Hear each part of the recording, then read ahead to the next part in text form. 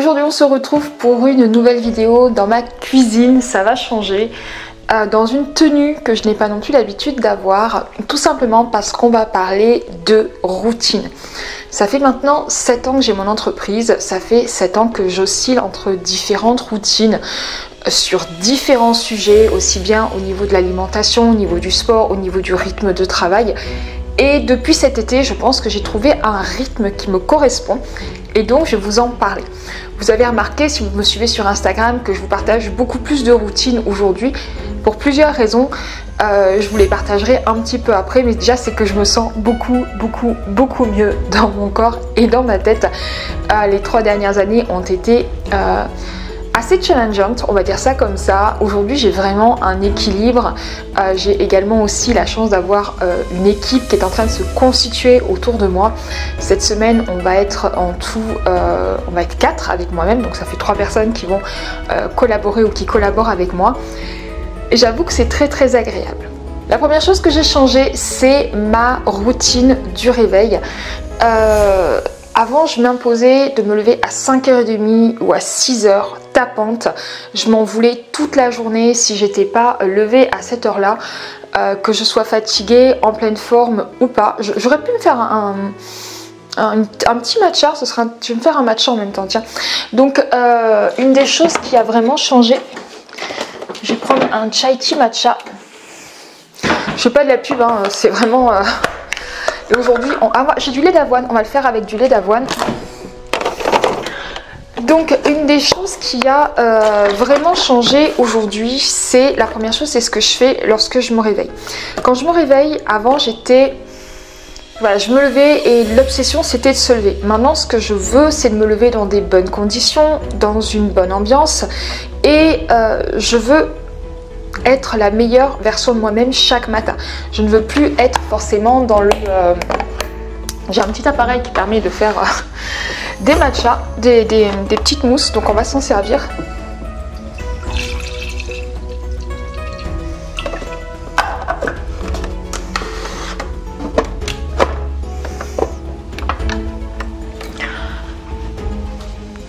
Ah,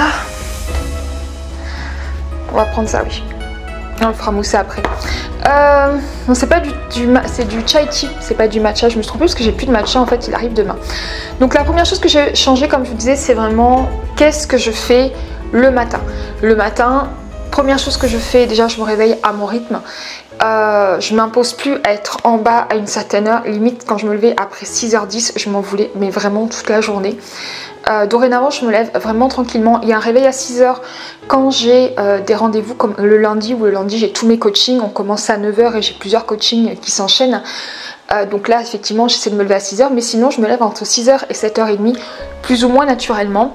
Et si je vois qu'à 6h j'ai pas envie de me lever, bah je me lève pas. Voilà, ça c'est vraiment quelque chose qui a été très important pour moi. Quand je me lève, première chose que je fais, oui je vais faire pipi bien sûr, mais la première chose que je fais c'est que je vais allumer une bougie et je vais faire mes gratitudes en mode prière. Enfin je dis en mode prière, moi je suis catholique, vous m'avez vu tout le temps avec ma croix. Et en fait je fais tout simplement mes gratitudes en priant, donc quelque chose du style j'improvise en général, je vous remercie Seigneur pour, et je remercie pour ma maison, pour mes filles qui sont en santé, pour mon conjoint, pour mes parents que j'ai la chance d'avoir. Je remercie vraiment pour des choses très simples. Je peux remercier pour le temps, je peux remercier pour une plante, je peux remercier pour mes clientes. J'ai actuellement il s'est passé plein de choses dernièrement et j'avoue que je suis venue reconnaissante pour des choses très simples, peut-être très bateau pour certains d'entre vous. Mes enfants qui sont en santé, dernièrement j'ai un bébé, une connaissance d'un bébé qui est décédé, et j'avoue que je deviens reconnaissante pour absolument tout dans ma vie. Donc voilà, et je sais que c'est pas facile forcément d'être reconnaissante en fonction de son rythme de vie, en fonction de son environnement, mais je pense que c'est important de se lever le matin et de se dire ok, aujourd'hui je suis reconnaissante pour ça. Ça permet de se lever, je pense, d'une façon un peu plus positive, on va dire ça comme ça.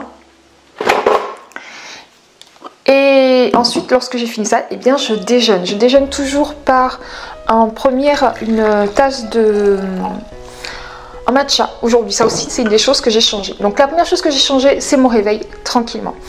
La deuxième chose que j'ai changé, c'est bien sûr mon alimentation. Vous l'avez peut-être vu sur mes réseaux sociaux, je suis passée déjà au matcha. Avant, je prenais déjà depuis le mois de... Une chose, j'ai arrêté le sucre. Depuis le mois de mars, c'est quelque chose dont j'avais pas forcément conscience, et je suis allée voir une de mes copines qui est hypnothérapeute par rapport à une perte de poids que je n'arrivais plus à avoir, et donc elle a identifié le fait que ça venait sûrement de la quantité de sucre que j'avais, ce qui est fort possible puisque je me rendais pas compte, mais je consommais quand même vraiment beaucoup de sucre, et donc elle m'a fait une séance pour pouvoir arrêter le sucre, et vraiment royalement super efficace parce que je suis rentrée chez moi le soir et j'ai complètement arrêté le sucre dans mon thé. Donc il faut savoir que je prenais tous les matins cette tasse là et que je mettais, roulement de tambour, 3 sucres, et que je prenais à peu près 4 tasses le matin si c'est pas plus, plus des tasses l'après-midi.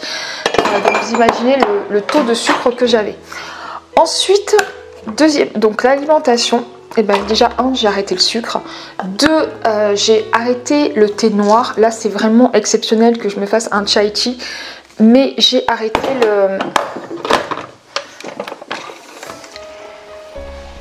le thé noir classique. Je me suis mis à consommer du matcha. Alors, je vous inviterai à aller voir les différents avantages de la théine, de la caféine. Je n'ai jamais bu de caféine de ma vie. Je ne sais pas pourquoi j'aime pas ça. Et donc, je me suis mis à boire du matcha tous les matins. Pendant que, donc première chose, je fais mes gratitudes, ensuite je bois mon matcha, et ensuite en fonction de mon énergie, soit je vais déjeuner salé, je suis passée au petit déjeuner salé, donc ce sont généralement des œufs avec du bacon, vraiment des fines tranches à l'américaine, vous voyez, et avec du fromage. Le petit déjeuner, avant je prenais vraiment du pain, beurre, miel, confiture, etc. C'est quelque chose que j'ai arrêté parce que je me suis rendu compte que ça me donnait des pics de glycémie, et ensuite ça me donnait des grands coups de fatigue. Et comme j'étais fatiguée, je reprenais une tasse de thé, donc je reprenais du sucre, et c'était vraiment un cercle qui était loin d'être vertueux. Mon alimentation a également changé au niveau de chacun de mes repas. Je consomme aujourd'hui beaucoup plus de légumes et beaucoup plus de viande et de protéines, bien sûr, pas pour avoir du muscle, mais parce que c'est important aussi de consommer. On m'a dit que c'était un pourcentage. Je ne suis pas une experte en alimentation, mais j'essaie de consommer ça tous les jours.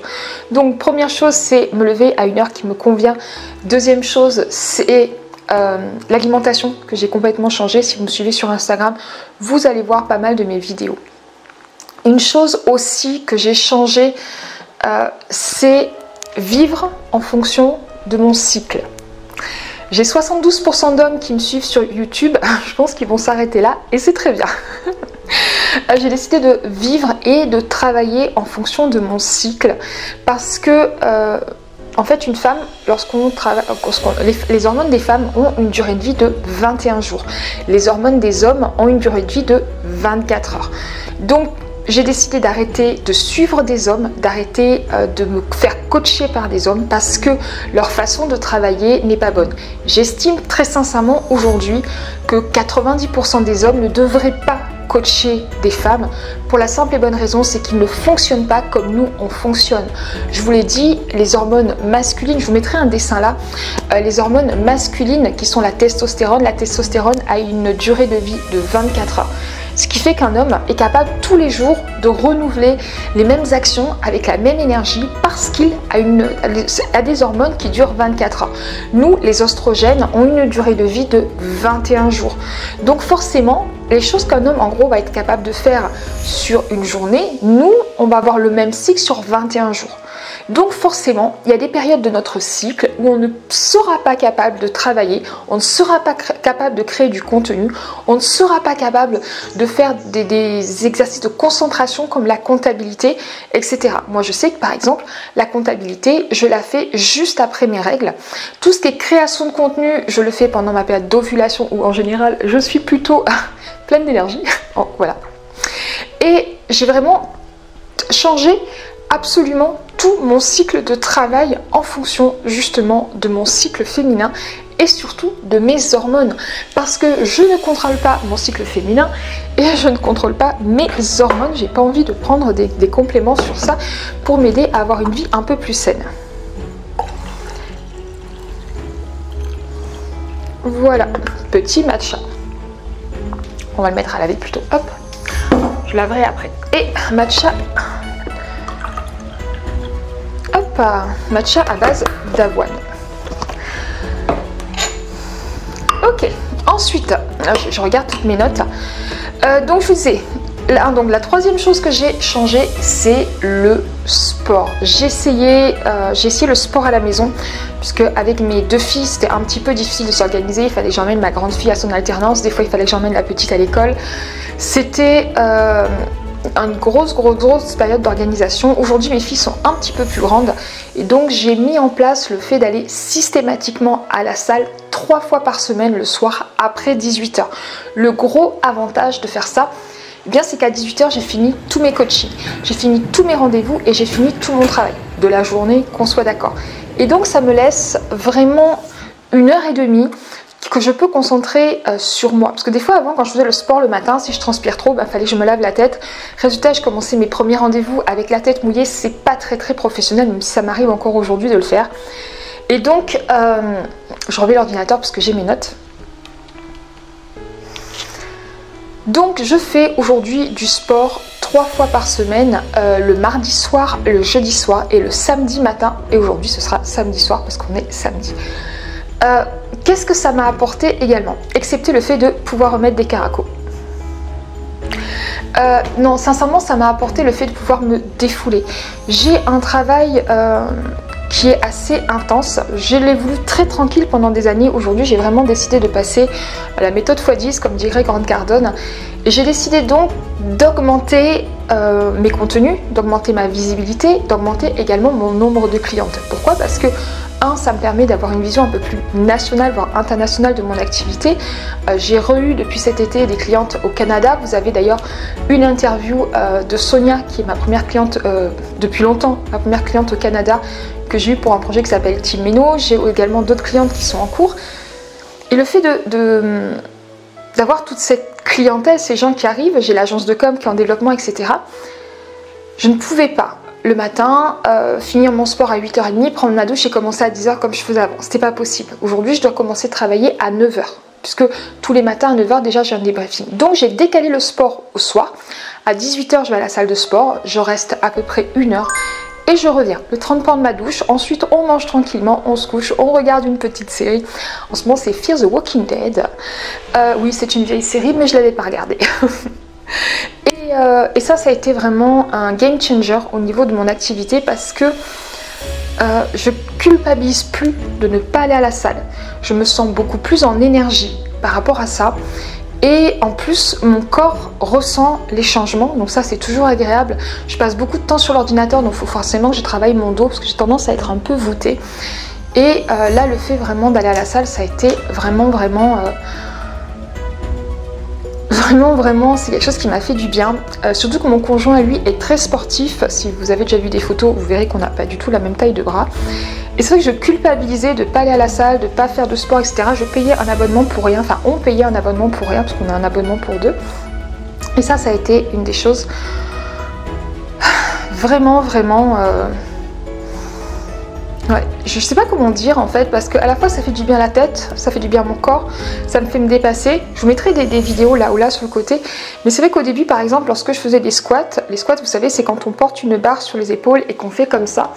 Lorsque je faisais des squats, franchement au début je ne portais que la barre qui fait déjà 20 kg.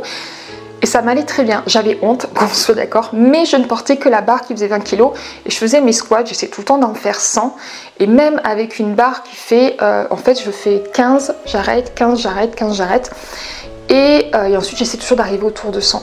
Et petit à petit j'ai commencé à mettre du poids aussi bien sur ça que sur d'autres exercices.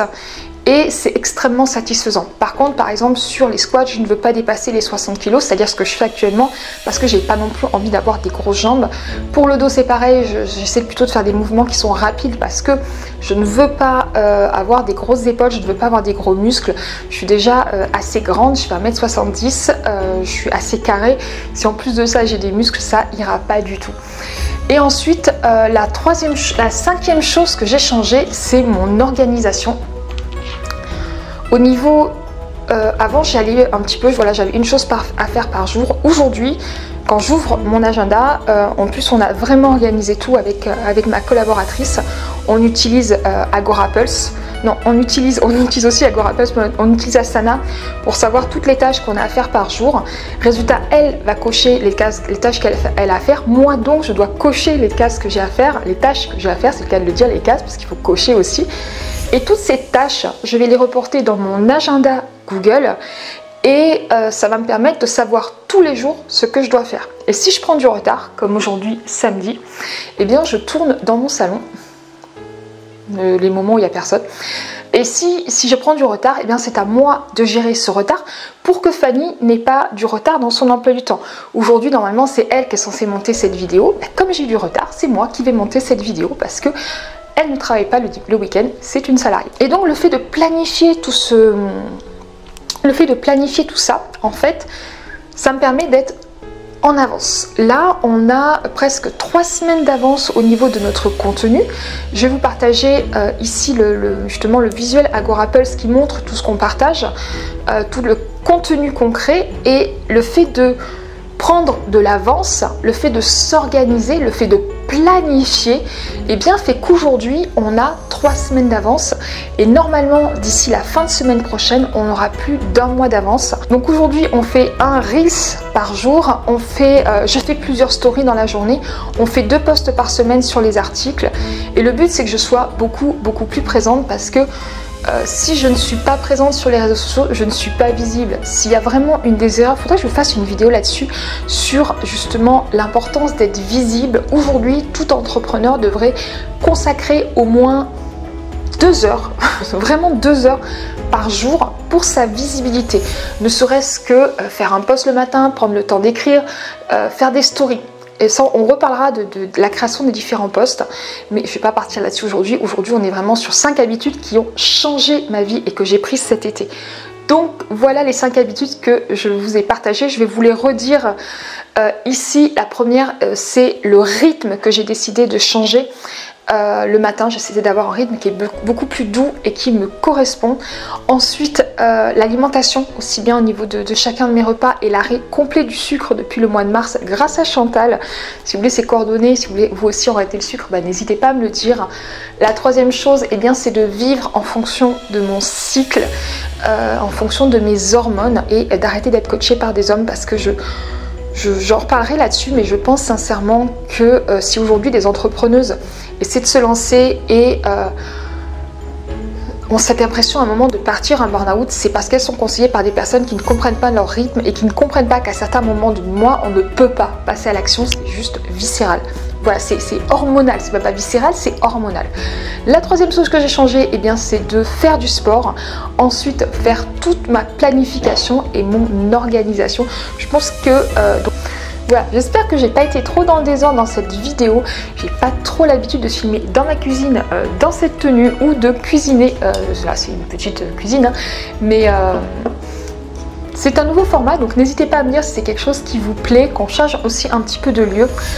Très sincèrement, il faudrait que je refasse toute la déco de mon salon parce que ça fait plus de 3 ans que je la laisse comme ça et ça mériterait d'être entièrement refait. Mais ici, cette pièce, ça va.